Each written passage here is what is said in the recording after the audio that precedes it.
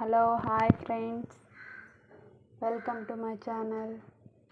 మీలో ఎంతమందికి రాగి సంగటి తెలుసు?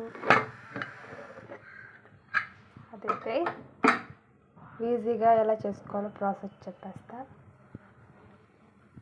మనకు అంత తొందరగా మెత్తగా అవ్వడం రాదు కాబట్టి కుక్కర్లో రైస్ పెట్టేసి 4-5 విజిల్స్ రానిచ్చుకుంటే అన్నం ఇలా మెత్తగా అయిపోద్ది అన్నమాట. దీంట్లో మనం ఎంత రైస్ పెట్టుకున్నామో చూసి దానికి తగ్గట్టుగా రాగి పిండి వేసి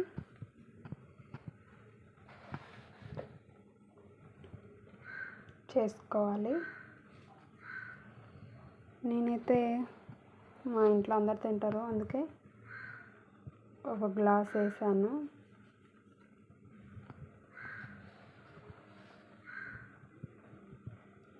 దాంతో రాగిపిండి ఏమో 3-4 గుప్పెట్లు వేసాను. చూడండి,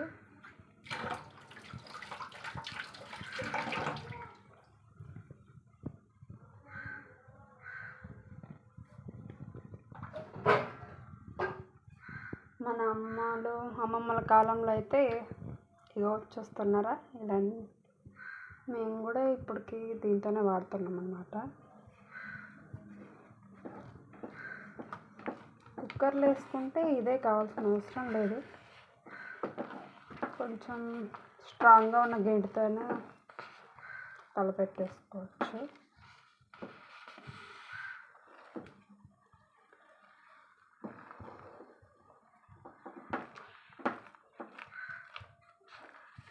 వచ్చే సమ్మర్ కదా, వేస్తే మంచిది కూడా.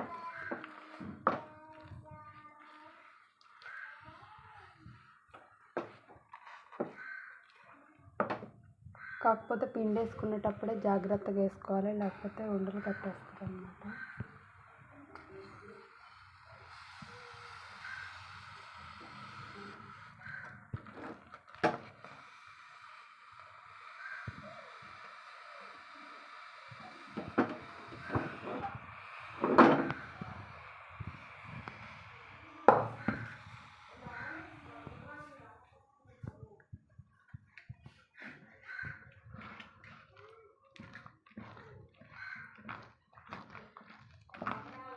దీన్ని మీరేమంటారో నాకు తెలియదు, మేమైతే ఎనపడం అంటాము.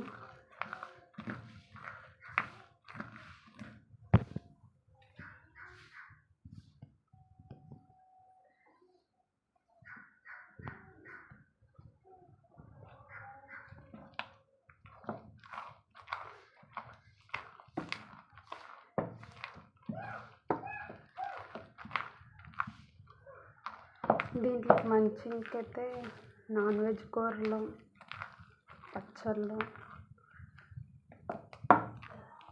ఇంకా మిరగాయ చారు కాంబినేషన్ అయితే బాగుంటుంది. మా వాళ్ళేమో చింతొక్కు పచ్చడి చేయమన్నారు, సో చేశాను అన్నమాట.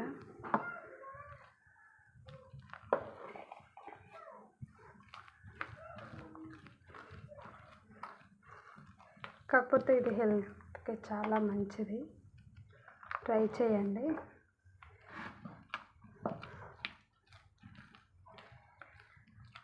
అది వరకు రోజులలో కట్టెల పొయ్యి మీద గంటలు వరకు పెట్టి చేసేటోళ్ళు. మనం ఇలా కుక్కర్లో పెట్టుకుంటే సరిపోతుంది. కలిపేసి ఒక మంట తగలనిచ్చి ఆపేసుకుంటే మన రాగి సంగటి రెడీ. చూడండి,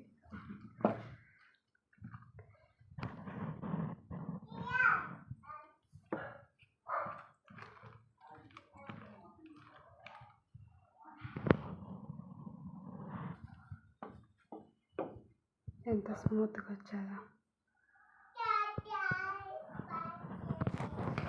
ట్రై చేయండి.